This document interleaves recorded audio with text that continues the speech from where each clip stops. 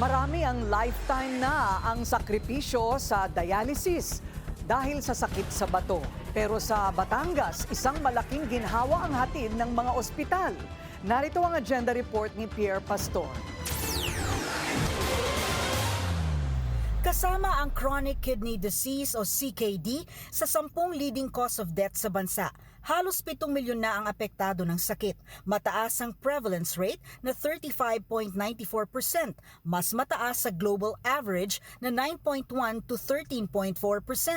Napansin din na pabata ng pabata ang nagkakaroon nito. Si Joymi, 22 years old pa lamang, ay sira na ang kidneys at sa kanyang kaso ay hindi na maaaring palitan. Kaya lifetime na ang kanyang pagdadialysis. Nagsimula lamang ito sa palagian niyang pagkakaroon ng urinary tract infection o UTI at nasira umano ng paulit-ulit na paggagamot ang kanyang kidneys. Sobrang hirap po kasi dati po kami ay palipat-lipat po kami dahil wala pa pong malapit na hospital sa amin. Nadayo pa po kami ng Batangas, dyan po sa merkado, para lang po siya mapadialysis. Si Mang Crispin Perez naman, 39 years old, hindi na makababalik sa abroad para magtrabaho. May tama na kasi ang kanyang kidney at kailangan na rin ng dialysis. Sa financial po talaga, yun ang pinaka-number 1 namin na bukod po kasi dati sa binabayaran namin sa treatment, yung gamot namin na monthly. Parehong nangangailangan ng 3 sessions kada linggo, sina Joymi at Crispin, at mahal ang bayad ng dialysis sa pampribadong pasilidad. Mabuti na lamang at libre na ang dialysis sa Laurel Memorial District Hospital sa Tanawan, Batangas. Inisyatibo ito ng local government sa tulong ng PhilHealth at private group na Hydromed na nag-provide ng dialysis machines and services. Marami hong na talaga mga dialysis patients sa Batangas. So, one thing I can brag about is the partnership with Department of Health.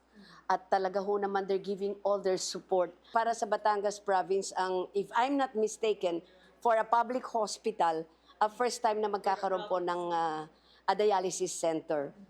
Ito yung, at libre. That's one thing I guess ang pinaka-importante. Although siguro may mga minor na expenses yan, tama ba? Mga pamapamasahe yan, konting pagkain. Kasi po kasi sa datos po namin at record, last December 31, 2025, tayo po ay almost 1,700 na po ang dialysis patients. And ito po ay kailangan po nating matugunan para po magpagpatuloy po ang kanila pong buhay.